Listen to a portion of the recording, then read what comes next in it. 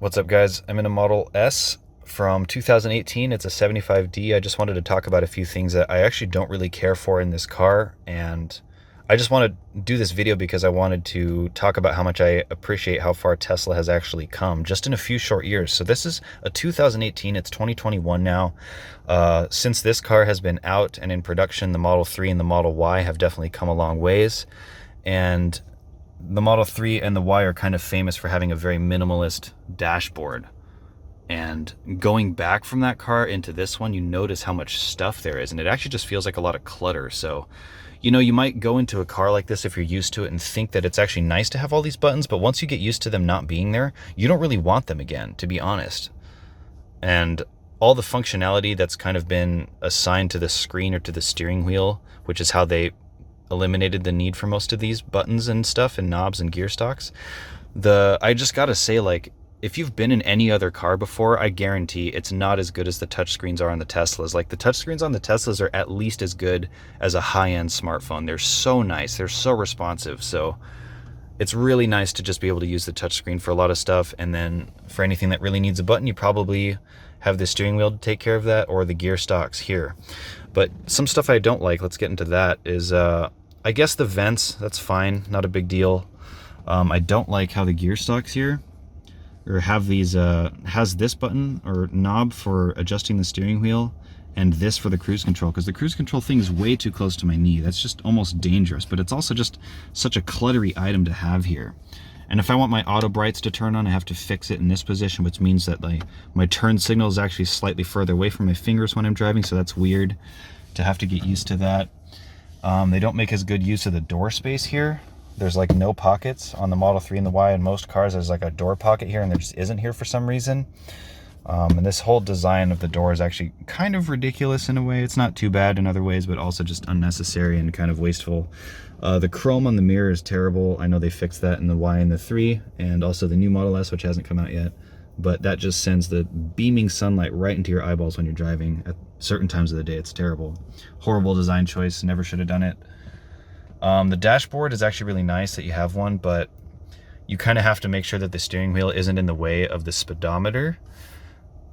So I do like that the Model 3 and Y have the speedometer display on the center screen, just because the steering wheel has nothing to do with the viewability of the speedometer when it's displayed on the side like that. So I think it'd be really nice if you had both.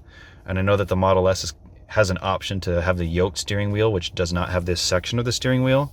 So I guess that, this portion of the steering wheel wouldn't be in the way of the viewing angle. So those are possible improvements. I'll talk about that car when it comes.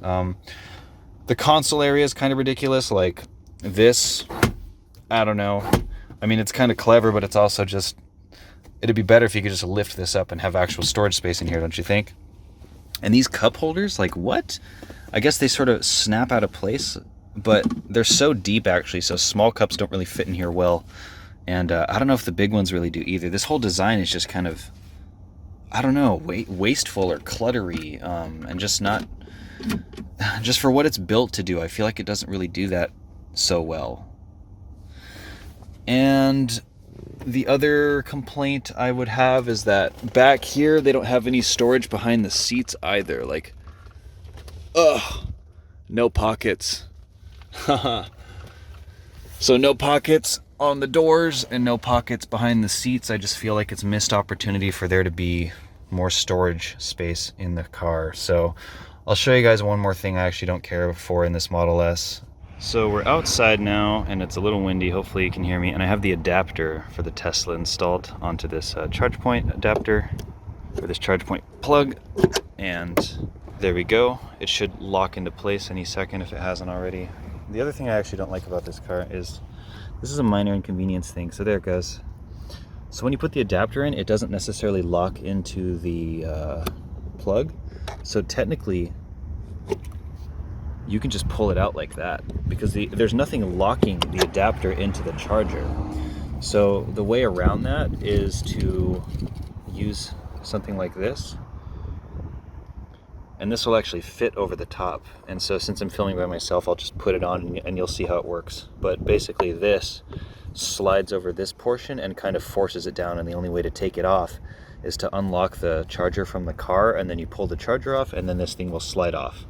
So it prevents people from just being able to remove this. So as you can see, very noisy. As you can see, I have this sliding over the top of the adapter and locking into the charge port, so I can't lift that mechanism up. That's all it does, is it holds it down and it slides over. But as I try to put it in, it doesn't fit because it's blocked by this tight design fit. And I don't know if it's possible to have an adapter for this Model S that would actually fit over this and lock it, and also fit into this tiny little charge port hole. So that's another little thing. It makes using third-party chargers and locking the charger into your car impossible. All in all, though, it is a comfortable car and I do like it, but I would be very upset if I had bought this car at the full original price and have seen what Tesla has to offer now. I definitely think that buying a Model 3 or a Model Y is a much better bang for your buck than buying a used Model S. Some people debate, should I get a used Model S or should I get a Model 3 or Model Y brand new? So I think that the Model 3 or Y is the better choice. The Y is not as comfortable of a ride, but the 3 now honestly is. It's a very supple, comfortable ride, the Model 3, and it's very well put together. I think the Y leaves a little bit of room to be desired for ride comfort, but the Model 3 is very comfortable. The Model S, I will say, is very comfortable, the air suspension and stuff, and it has some adjustability that the Coil doesn't, but it's a very comfortable car, so I gotta give credit where it's due. And by the way, remember that mirror thing I was talking about before? Look at that. Oh, dude, it's absolutely blinding. I know my camera's adjusting to it, but your eyes aren't going to. See, when I zoom in on that, oh, you're gonna see it. Even here, the chrome on the side of the window, come on. See, this is why chrome is just a bad idea. I kind of disagree with it as an aesthetic. Like visually, I don't like it. But man, objectively, you cannot disagree that that glare is terrible. It's worse in person. What if I just, I turn the brightness up so that it's not adjusting? Oh my God, yeah, that's more like it. Look at that. Imagine that in the side of your view. You're just trying to drive. Oh, let me check my left. Oh, I'm blind. So I'm glad that they got rid of the chrome on all the cars. So none of the Model S's or X's, 3s or Y's come with chrome anymore. So that's a good sign. Speak of the devil, there is a Model 3 to the right of me with chrome. That's how you know it's an older Model 3. All right, that's all for now. Let me know what you think of the content. I will do more comparative videos in the future. And yeah, you know I'll be checking out that new Model S as soon as it's available for a test drive. This car is just a rental for now. And that's why I had a quick chance to review it. So those were my initial thoughts as soon as I got in the car and got to know it a little bit. I'm like, man, there's a lot going on the dashboard. And as I got to know it more, I kind of figured out what I like and what I don't like, and the improvements that have happened already that I'm very thankful for. So just thought you should know. Thanks for watching. I'll see you guys in the next one. Bye. Hey, also, I just wanted to say 2 more things that I realized that I actually really appreciate about the update on the Model 3 and the S. It comes back to the gear stock over here. So actually, the way that the Y and the 3 works is that you do have like a soft push, but also a hard push.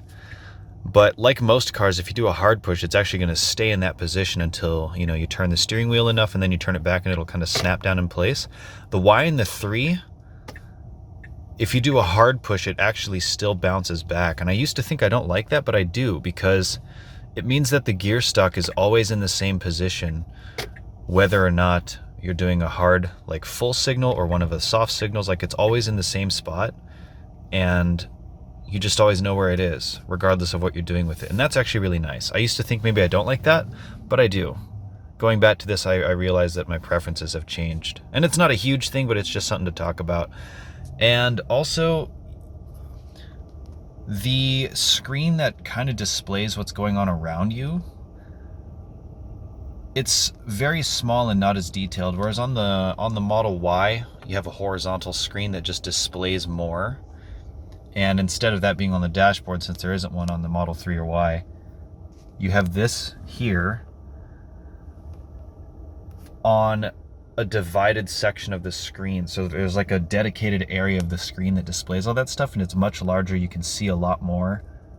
And while it's not directly in front of you, it's just such a bigger and better display that I actually really prefer that to this. But what is nice and I'm not navigating anywhere right now, but I actually appreciate that this has a little navigation screen, and then the regular big screen has another navigation screen. So that's actually cool about this too. So, you know, again, pros and cons, but I think the detail that you can see here on a much bigger screen is actually really nice, and I do miss that.